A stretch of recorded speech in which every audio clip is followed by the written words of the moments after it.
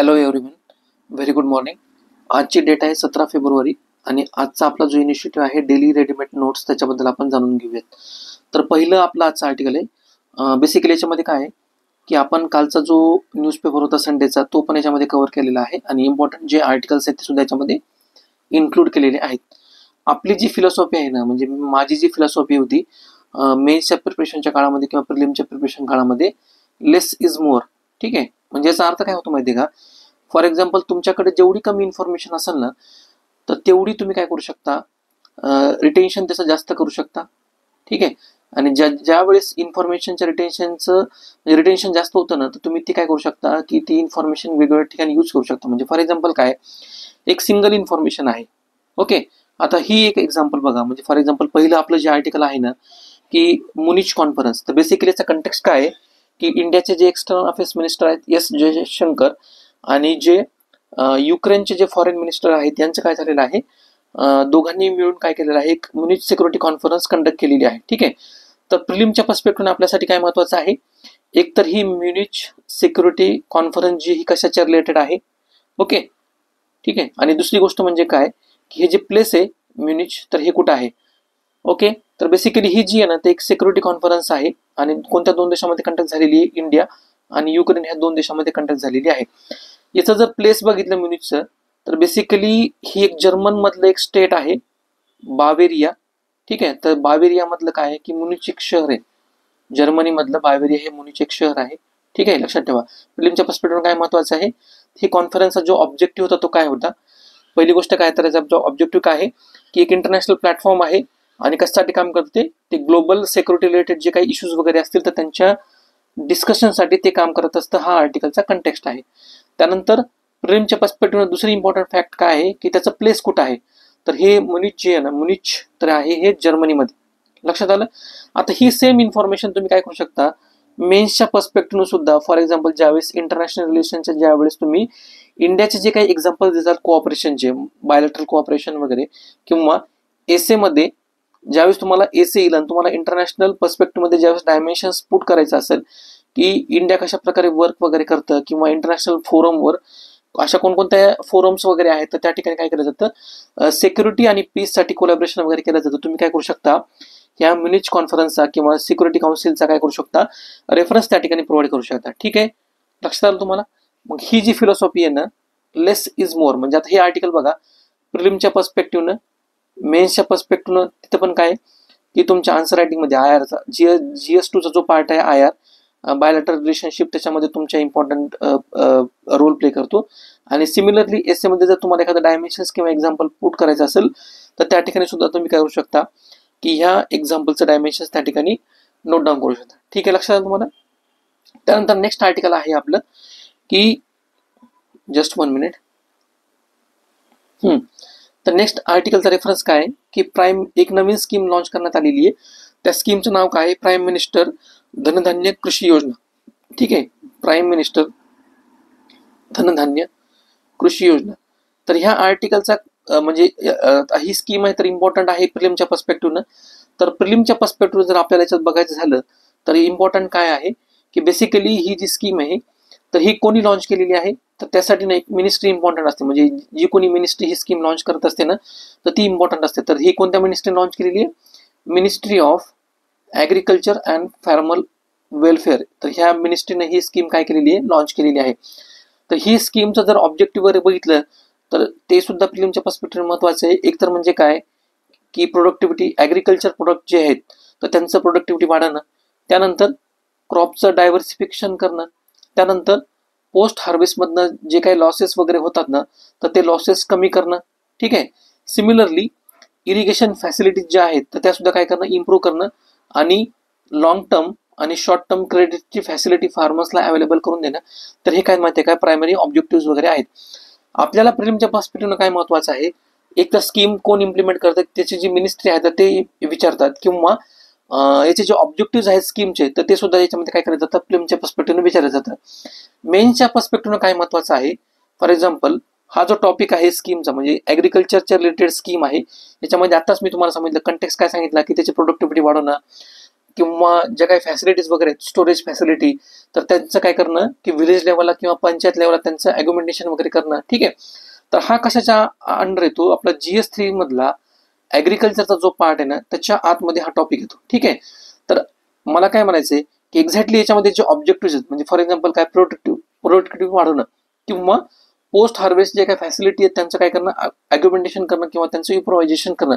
आता बेसिकली हे जे ऑब्जेक्टिव्ह आहेत ना हे कशामुळे आलेले आहेत, कारण हे ऑलरेडी इंडियन ॲग्रिकल्चरमध्ये हे चॅलेंजेस आहेत. ठीक आहे.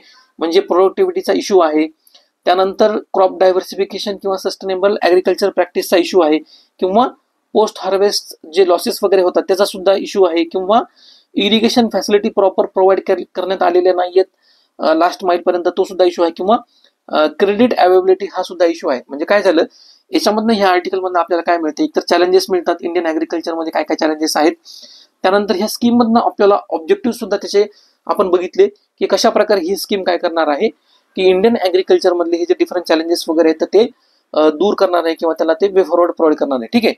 मग मेन्सच्या पर्स्पेक्टिव्हनं काय की एकतर आपल्याला काय इश्यू कळाले, त्यानंतर ही स्कीम कसं त्याच्यावर ऍक्ट करते हे सुद्धा आपल्याला लक्षात आलं. आणि म्हणजे फॉर एक्झाम्पल जर क्वेश्चन्स वगैरेच्या जर विचारला मेन्सच्या पर्स्पेक्टिव्हनं तर अशा प्रकारे क्वेश्चन विचारला जाऊ शकतो की ही स्कीम जी आहे ना तर त्याच्यात काय विचारलं जाऊ शकतं, discuss the significance of prime minister धनधान्य कृषी योजना, आणि कशाच्या रिलेटेड की हे जे चॅलेंजेस वगैरे आताच आपण बघितले ॲग्रिकल्चर प्रोडक्टिव्हिटी किंवा रुरल डेव्हलपमेंटच्या रिलेटेड चॅलेंजेस वगैरे आहेत, तर ही स्कीम कशा प्रकारे सिग्निफिकंटली हे चॅलेंजेस ऍड्रेस करते, अशा प्रकारे मेन्सच्या पर्स्पेक्टिव्ह सुद्धा याच्यामध्ये क्वेश्चन्स विचारला जाऊ शकतो. ठीक आहे.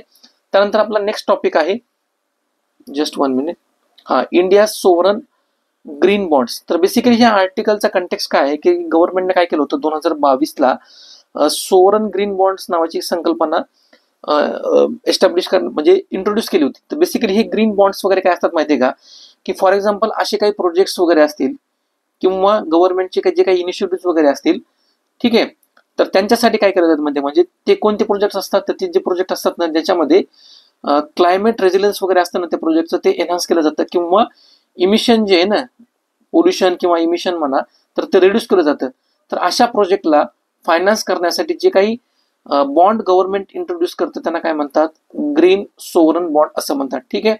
तर गव्हर्नमेंटने काय केलेले परत हे एकदा काय केलेले लॉन्च करण्यात आलेले आहेत, आणि हे जे वेगवेगळे काही प्रोजेक्ट्स वगैरे आहेत म्हणजे फॉर एक्झाम्पल काय की मेट्रो प्रोजेक्ट्स वगैरे असतील, ठीक आहे, किंवा इलेक्ट्रिक लोकोमोटिव्ह मॅन्युफॅक्चरिंग वगैरे असेल, तर अशा प्रोजेक्टच्या फंडिंगसाठी गव्हर्नमेंट काय करतं माहितीये का की फंड रेज करण्यासाठी हे बॉन्ड्स रेज करत असतं, त्यालाच काय म्हणतात सोवरन ग्रीन बॉन्ड्स असं म्हणतात. ठीक आहे. तर ह्या आर्टिकलमध्ये ना एक वर्ड आपल्यासाठी एक महत्वाचा आहे, तो एक्झाम मध्ये प्रिलिमच्या पर्स्पेक्टिव्हनं विचारले जाण्याची खूप दाट शक्यता आहे. त्याला काय म्हणतात माहितीये का, एक जस्ट 1 मिनिट, ग्रीनियम. आता हा शब्द या ठिकाणी काय काय करण्यात आलेला आहे, मेन्शन करण्यात आलेला आहे. जस्ट 1 मिनिट तुम्हाला मी आर्टिकल मध्ये शो करण्याचा प्रयत्न करतो. हा ठीक आहे, त्यात सापडत नाहीये, तुम्हाला मी स्पेलिंग लिहून दाखवतो. ठीक आहे, GREENIUM. तर ह्या वर्ड्स कडे बघितल्यानंतर एकतर मे बी असं सुरुवातीला असं वाटू शकतं की हा क्रिटिकल मिनरल वगैरे आहे का किंवा न्यूक्लिअरच्या रिलेटेड काही मिनरल्स वगैरे आहे का. ठीक आहे. तर बेसिकली हा जो ग्रीनियम आहे ना हा काय आहे, 2 वर्ड्सनी बनलेला आहे. फर्स्ट वर्ड आहे ग्रीन आणि दुसरा आहे प्रीमियम. ठीक आहे. तर प्रिलिमच्या पर्स्पेक्टिव्हनं हा वर्ड्स विचारले जाण्याची शक्यता आहे. तर बेसिकली हे ग्रीनियम म्हणजे काय माहिती का, एक जी इल्ड असते ना बॉन्ड मधनं जी इल्ड क्रिएट होती, इल्ड म्हणजे काय की त्याच्यामधनं जो परतावा मिळत असतो ना तर ते ही डिफरन्स आहे इल्ड मधली. ठीक आहे. ग्रीन बॉन्ड्स किंवा जे कन्व्हेन्शनल बॉन्ड्स आहेत ना, ग्रीन बॉन्ड्स आणि कन्व्हेन्शनल बॉन्ड याच्यामधल्या इल्ड मधला जो परतावा आहे किंवा जो डिफरन्स आहे ना त्यालाच काय म्हणतात, ग्रीनियम असं म्हणतात. ठीक आहे. सुरुवातीला प्रत्यक्ष जर कोणाला माहित नसेल तर बघितल्या काय वाटू शकतं माहितीये का की हे न्यूक्लिअरच्या रिलेटेड किंवा क्रिटिकल मिनरल्सच्या रिलेटेड काहीतरी वर्ड्स वगैरे आहे, पण प्रिलिम मध्ये अशाच प्रकारचे ऑप्शन्स देऊन काय केलं जातं की फसवण्याचा प्रयत्न केला जातो. त्याच्यामुळे लक्षात ठेवा ग्रीनियम म्हणजे काय की हा 2 वर्ड्सनं बनलेला आहे, ग्रीन आणि प्रीमियम. म्हणजेच काय, ग्रीनियम ह्या शब्द क्रिएट झालेला आहे. आत्ताच रिसेंटली 2022 का 23ला ना UPSCच्या PYQ म्हणजे परीक्षेमध्ये प्रिलिमच्या क्वेश्चन्समध्ये फर्टिगेशन नावाचा एक शब्द आला होता. ठीक आहे, फर्टिलायझर प्लस इरिगेशन, फर्टिगेशन. ठीक आहे. तर अशा प्रकारचे वर्ड्स जे आहेत ना हे हाय पॉसिबिलिटी असते किंवा हाय प्रायोरिटी असते UPSCच्या एक्झाम मध्ये विचारले जाण्याची. ठीक आहे. त्यानंतर याच्यामध्ये जर आता बघितलं तर हे 2022ला मी आताच तुम्हाला सांगितलं की गव्हर्नमेंटनं 2022ला हे बॉन्ड्स रिलीज केले होते. आणि कशासाठी हे करतात की जे काही ग्रीन इको फ्रेंडली प्रोजेक्ट्स वगैरे तर त्यांच्या फंड रेज करण्यासाठी. ठीक आहे.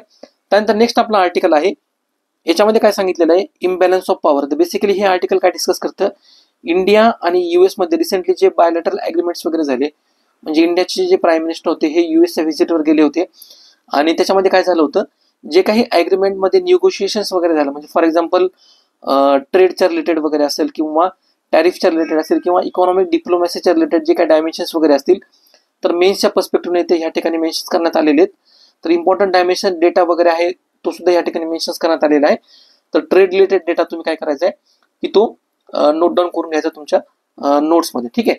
त्यानंतर प्रिलिमच्या पर्स्पेक्टिव्हने ना, तर इथे एक इम्पॉर्टंट कीवर्ड्स किंवा जो वर्ड्स आहे तो मेन्शन करण्यात आलेला आहे, त्याला म्हणतात रेसिप्रोकल टॅरिफ. ठीक आहे. तर बेसिकली हे रेसिप्रोकल टॅरिफ वगैरे काय असतं माहिती आहे का, ज्या वेळेस ह्या दोन कंट्री आहेत, इंडिया आणि USA. ठीक आहे, इंडिया आणि USA.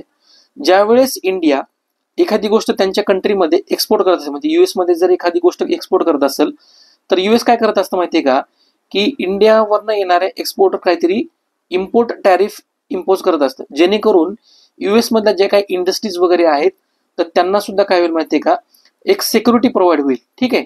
सिमिलरली जर USनं समजा इंडियामधनं पाठवलेल्या एक्सपोर्टवर जर टॅरिफ जर इश्यू केलं असेल, तर त्याला याच्या रिटेलिएशन मध्ये इंडिया सुद्धा काय करत असतं माहितीये का, US वरनं येणाऱ्या प्रोडक्टवर सुद्धा काय करत असतं माहितीये का, की टॅरिफ जे आहे ना ते इश्यू करत असतं.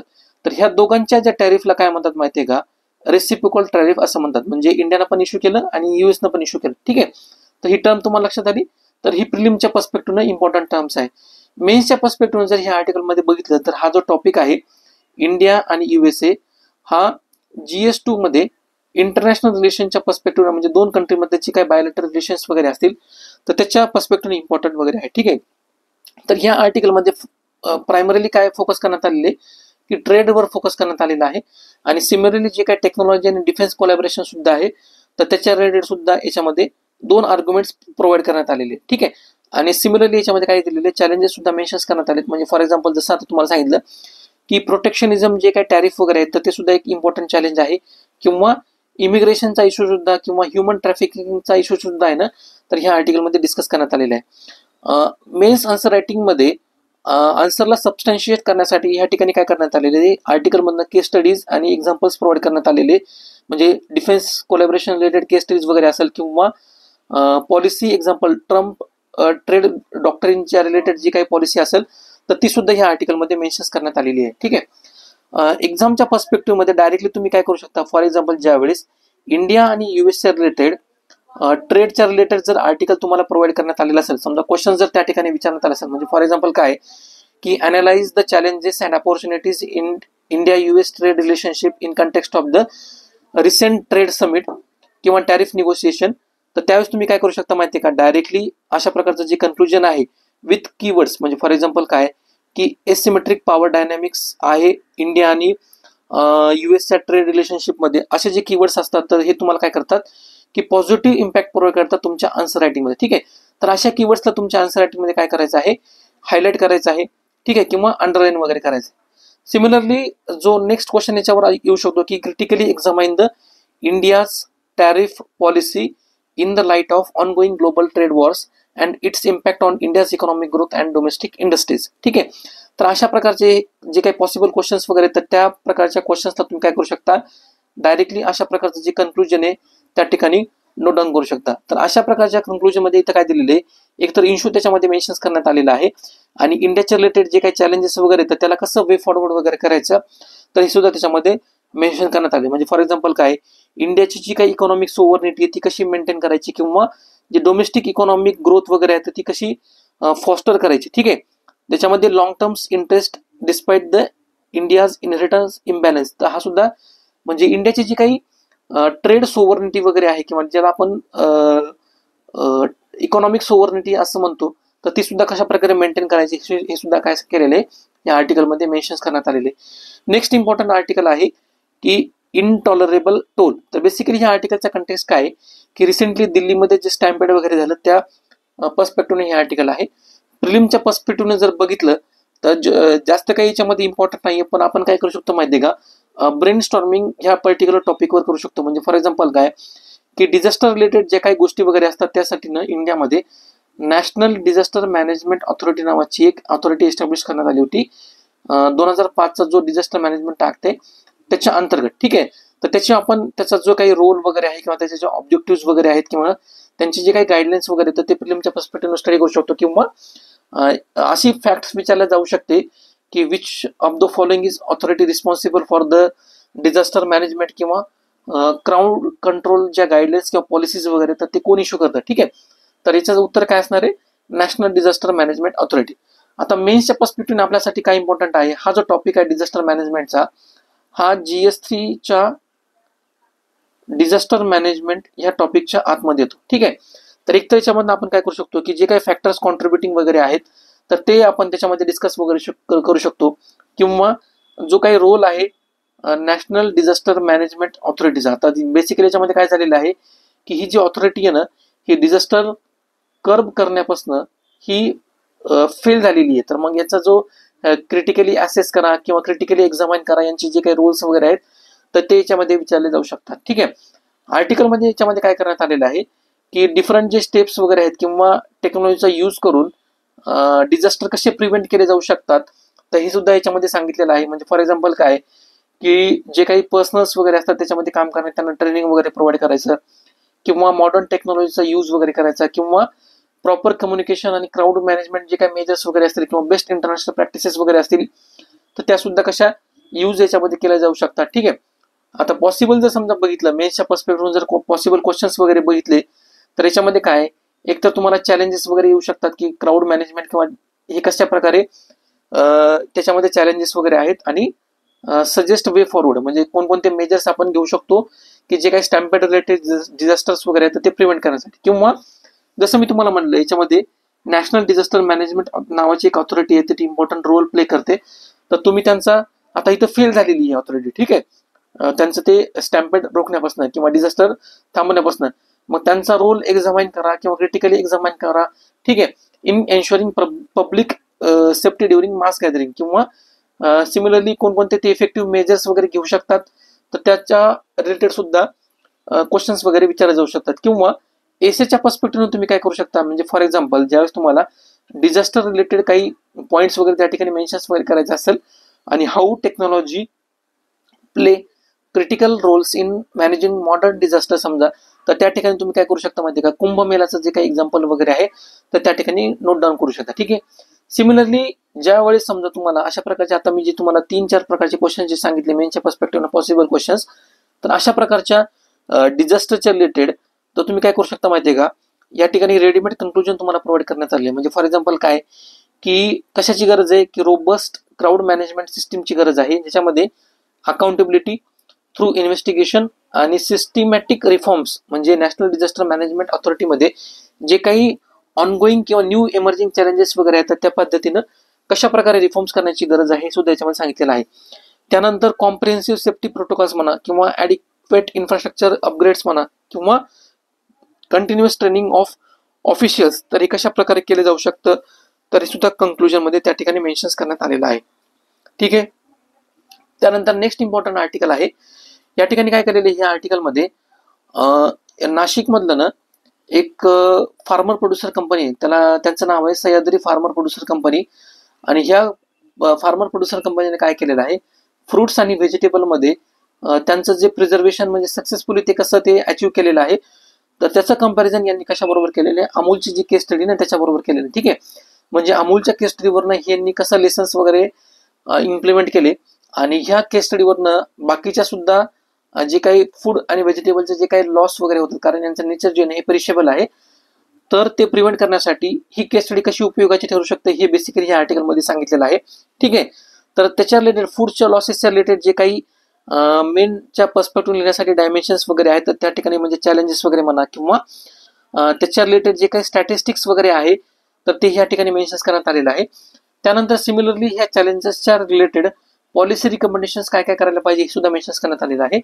आणि आन्सर रायटिंग मध्ये सबस्टॅन्शिएशन करण्यासाठी सह्याद्री फार्म्सच्या रिलेटेड आणि अमूलची जी काही केस स्टडी आहे, अमूल मॉडेलची सक्सेसफुली कसं इम्प्लिमेंट करते ते सुद्धा आन्सर रायटिंगमध्ये सबस्टॅन्शिएशन करण्यासाठी तुम्हाला प्रोव्हाइड करण्यात आलेले आहे. जर फॉर एक्झाम्पल ह्याच्या ठिकाणी म्हणजे हा GS3च्या पर्स्पेक्टिव्हने ऍग्रिकल्चर रिलेटेड सुद्धा हा इश्यू इम्पॉर्टंट आहे, ज्याच्यामध्ये जसं तुम्हाला मी सांगितलं की काय काय चॅलेंजेस वगैरे आहेत फूड्स आणि व्हेजिटेबल सेक्टर्समध्ये, किंवा फार्मर प्रोड्युसर ज्या ऑर्गनायझेशन वगैरे तर त्यांचा रोल कसा ते प्ले करतात की पोस्ट हार्वेस्ट लॉसेस कमी करण्यासाठी, किंवा फार्मरचं जे काही इन्कम वगैरे आहे तर ते डबल करण्यासाठी किंवा ते वाढवण्यासाठी, किंवा बेटर मार्केट फॅसिलिटीज ज्या आहेत फार्मर्सला किंवा त्यांच्या प्रोड्यूसला त्या ऍसेस करून देण्यासाठी. ठीक आहे.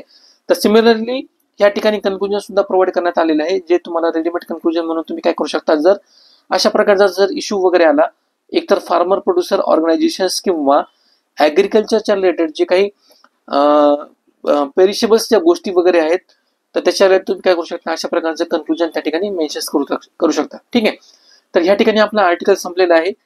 तुम्हाला जर आपलं आर्टिकल आवडलं असेल ज्या न्यूज आणि त्यांचा रिलेव्हन्स एक्झामच्या पर्स्पेक्टिव्हनं, तर तुमच्या मित्राबरोबर नक्की शेअर करा. याची जी PDF आहे आपल्या टेलिग्राम चॅनलवर तुम्हाला अवेलेबल होईल आणि टेलिग्राम चॅनलची लिंक मी डिस्क्रिप्शन बॉक्समध्ये प्रोव्हाइड करेल. ठीक आहे. तर आर्टिकल तुम्हाला आवडला असेल तुमच्या मित्रांबरोबर नक्की शेअर करा, आर्टिकलला लाईक करा आणि चॅनलला सबस्क्राईब करायला विसरू नका. Thank you so much.